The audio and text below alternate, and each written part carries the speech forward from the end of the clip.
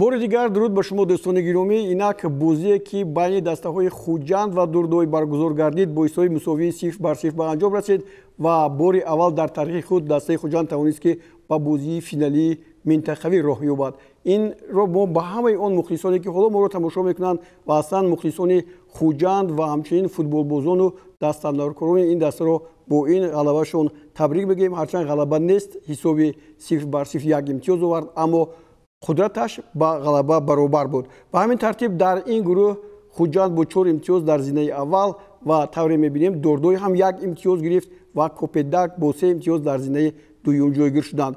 ما برنامه بعدی بازی رو ادامه میدیم، چون همیشه طوری که تا بازی بود اینجا پرویز محمد امین با من فریدون شریفزاد هستند و فکر میکنم که اون چیزایی که ما در آغاز گفتیم در برنامه تا بازی در اینجا اثبات شدند. در حقیقت سرمربی دسته رستم خوجایف اون چیزی که گفت که یک بار با هجوم میگذاریم و همیشه در هجوم میمونیم، همین طور هم بود. یعنی ما قانع شدیم از بازی.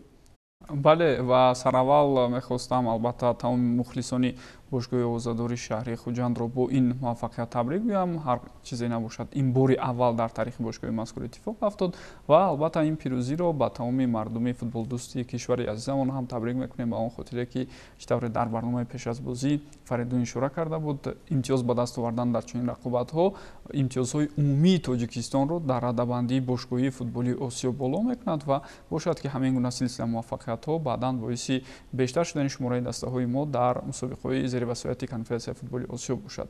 خب در رابطه با این بازی چطور شما بالاتر اشاره کردید، از ابتدا خوجند بازی خوب نشان داد و خاصه اگر ما اهمیت دهیم در آغاز قسم دوم از دقیقه 50 تا دقیقه 55 سه فرصت بسیار عالی بود برای ما تا اینکه حتی به دروازه حریف گل هم زدیم و در آخر البته کمی مشکل شد به اون خاطر که دردوی بیشتر به فشار گذاشت، اما قرقیزبویف خوب حرکت کرد و در عموم میتوانیم بگوییم که نه تنها نتیجه خوب است بلکه بازی هم خوب بود از جانب دسته خوجند.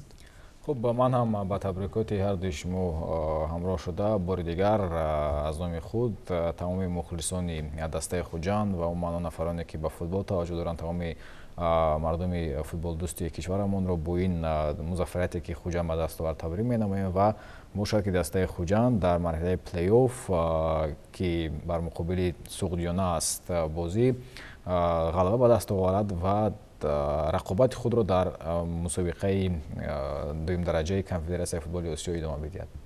در حقیقت تبریک کردن ارزنده است، هر قدر تبریک کنیم کم است، چون که گفتیم قدم نخستی تاریخی خود را خوجند با بازی فینالی نمود و در همین برابر در گروه ای هم بازی بین دسته‌های سوقدیانه و التیناصر با پایان رسید و اون با حساب 3-1 انجام یافت و همین گونه سوقدیانه در مجموع با پیروزی‌های کاملش توانست که در زینه اول جای گیرد. خوب کی زینه دوم رو اشغال میکرد، این البته برای ما حال نوروشن است، چون که کلوب مرکزی ورزش ارتش در صورت غلبه کردن بر نفتچی قرقیزستان میتواند که با زینه دومی جدول مسابقات گروه ای براید. ما هم به این دسته کامیابی میخواهیم، چون که این بازی بعد از اون که ما حالا برنامه رو به انجام برسونیم آغاز می شود و ما هم به ورزشگاه می رویم. شما هم امکان داشته باشید به ورزشگاه باید، اونجا خیلی هوا مساعد است برای تماشای فوتبال و اینجا من همین رو هم قید کردنی هستم که در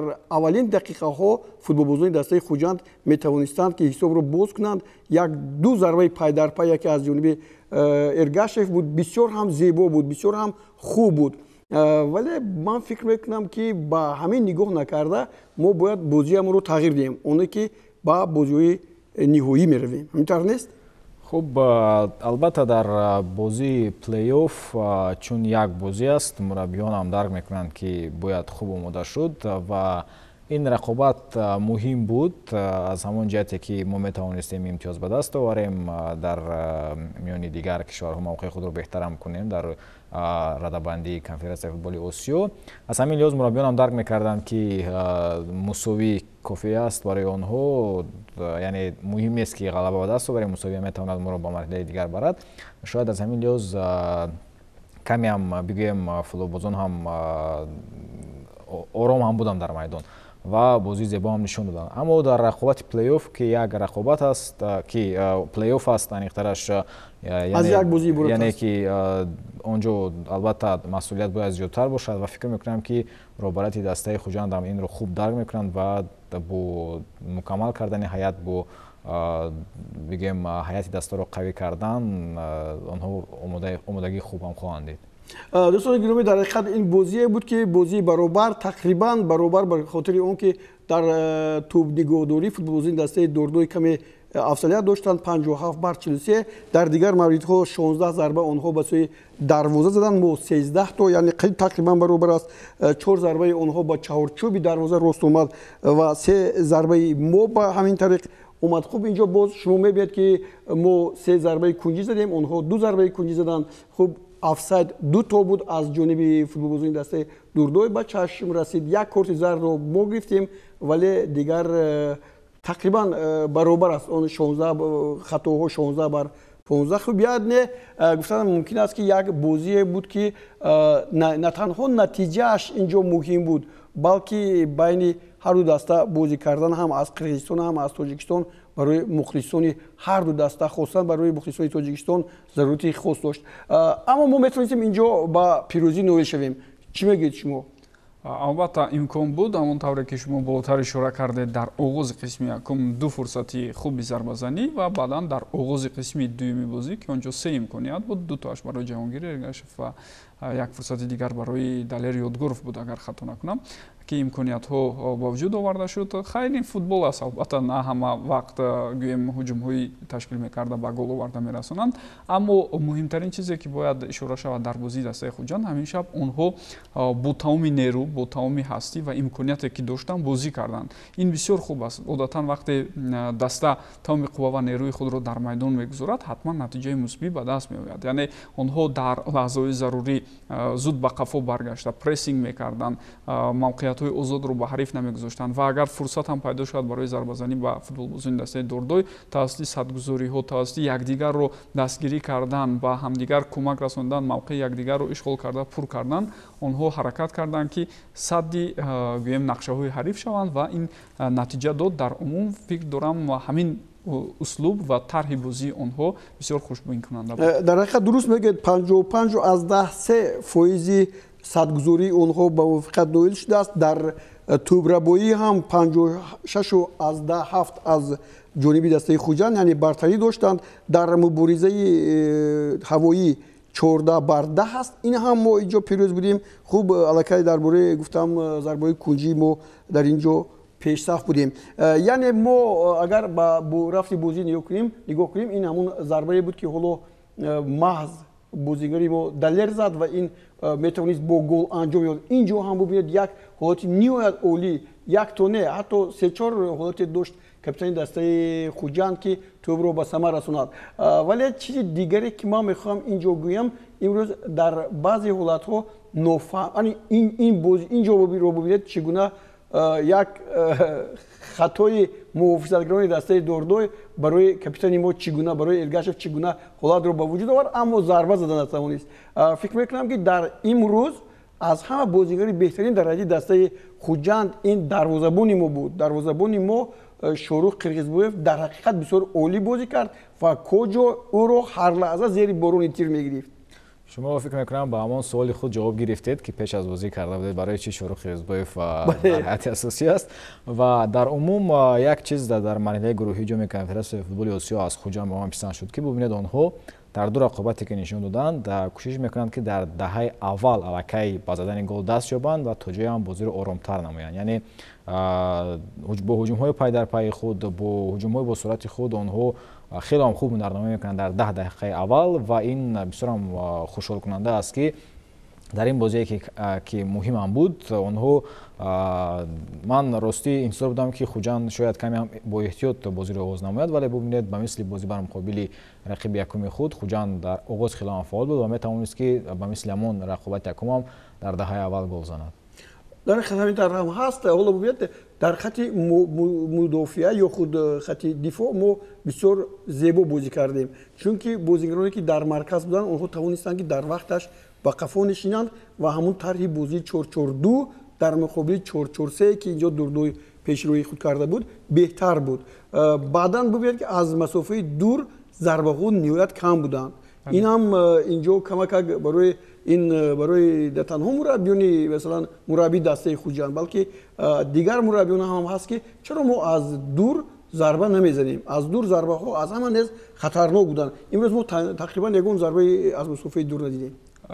ба фикрам дар охири қисми дуюм як-ду ҳолат буд, махсусан яктаашро ман дидам, аммо зарба қавӣ нест. Мушкили асосӣ дар ин аст ки вақте аз масофаи дур зарба иҷро карда мешавад, бояд ҳатман боварӣ пеш аз ҳама ба он бошад ки зарбаро футболбоз дуруст ба ҳамон чаҳорчӯби дарвоза равон карда метавонад ва дуюм зарбаҳо бояд бениҳоят қавӣ иҷро шаванд, ба он хотире ки зарбаҳо аз масофаи дур иҷро кардан мумкин, аммо чӣ лозим зарбае ки дарвозабон зуд онро ба дасти худ гирад ё ин ки ба осонӣ бартараф кунад.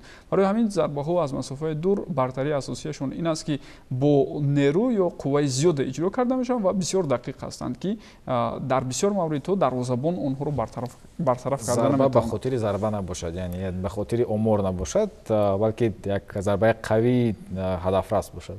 бале дар сурати бубинед бисёр ба мо оло қирғизбоев нишон медиҳанд, зеро дар ҳақиқат шояд бозингари беҳтарин ҳам ҳамон бошад. Агар оло ба мо маълум нест ки инҷо ки аст бозингари беҳтарин, ба ҳар нав мо тавонистем ки ба натиҷа ноил шавем, вале дар якдигарфаҳмӣ футболбозон каме костагӣ ба назар мерасад.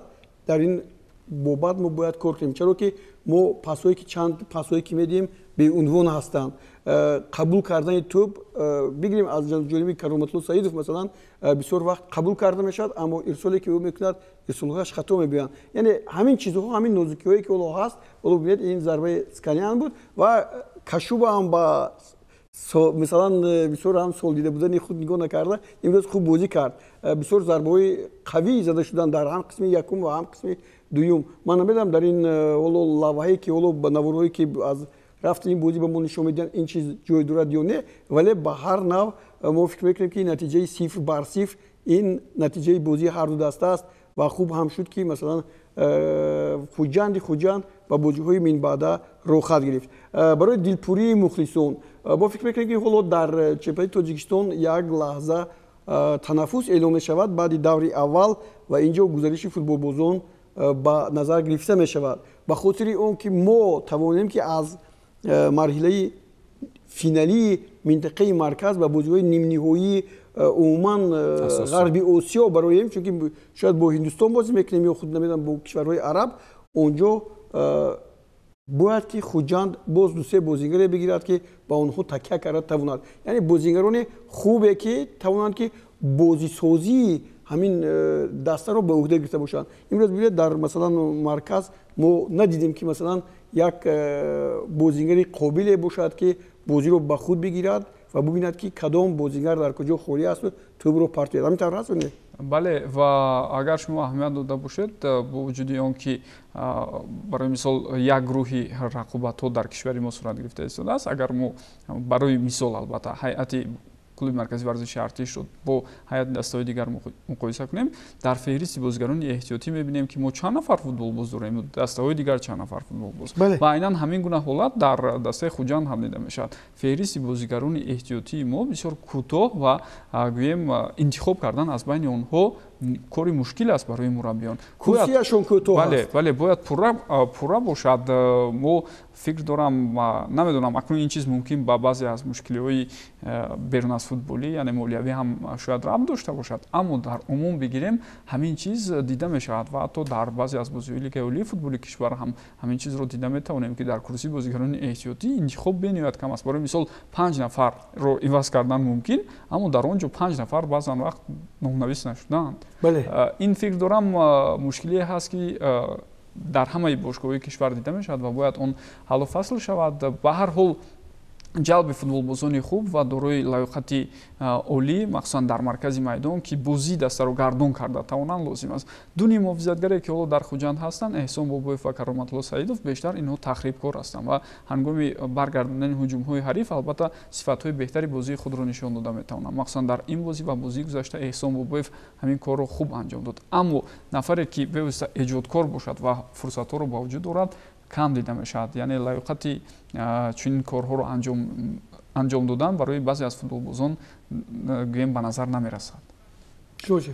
хуб манам албатта бо ин суханони Парвез розӣ буда метавонам, чунки мо дар футболи аврупоӣ бисёр мебинем ки дастаҳое ки ба мусобиқаҳои берун аз кишвар роҳ меёбанд бисёртар талош мекунанд ки ҳайати худро мукаммал кунанд, яъне дар ҳар як мавқеи майдон онҳо ба ҳисоби миёна се бозингарӣ доранд ки онҳо бо иваз кардани футболбозон дар баъзе аз бозиҳои қаторӣ ба футболбозони калидӣ истироҳатам медиҳанд. Аз ҳамин лиҳоз фикр мекунам ки чун бори аввал Хоҷанд ба марҳилаи плей-офф баромад, инро роҳбарияти даста хуб дарк мекунанд ва ҳатман онҳо дар равзанаи гузариши футболбозон ҳайатро мукаммал хоҳанд кард. дар ҳақиқат дӯстони гиромӣ дуруст аст, имрӯз барои дастаи Хоҷанд як бозигари дар марказ хуб бозӣ мекарда ки бозисозӣ хубро барои дигар ҳамлагарон, имрӯз ҳамлагарони дастаи Хоҷанд хеле хуб бозӣ карданд ва мо дидем ки аз фурсатҳои хуби голзанӣ истифода набурданд, аммо як таҷдиди назар дар бозии дастаи Хоҷанд лозим аст ки дар бозии финалие ки баромад ба комёбӣ ноил шавад. дар ин баробар дӯстони гиромӣ тавре мо ба шумо гуфтем аллакай клуби марказии варзиши Артиш баъди чанд лаҳза тақрибан 40 дақиқаи дигар бозиашро шурӯъ мекунанд. ҳоло дар варзишгоҳи марказӣ моро Гулрӯз Худои Назарзода моро интизор ҳаст ва он ҷо барномаи то бозӣ бо Муминов ва он ҷо шумо ҳоло дар бораи ин бозӣ ҳам маълумот мегиред ва баъдан пагоҳ як барномаи мукаммал дар бораи ҷамъбасти бозиҳои конфедератсияи футболи Осиё таҳия мегарданд, пешкаши шумо мегарданд дар пахши мустақим ва онро ҳам шумо тамошо мекунед.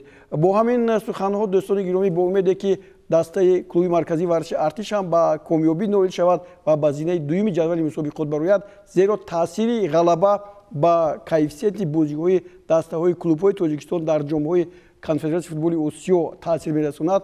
барномамонро ба поён мерасонем. ҳоло сухан ба варзишгоҳи марказӣ ба Гулрӯз дода мешавад.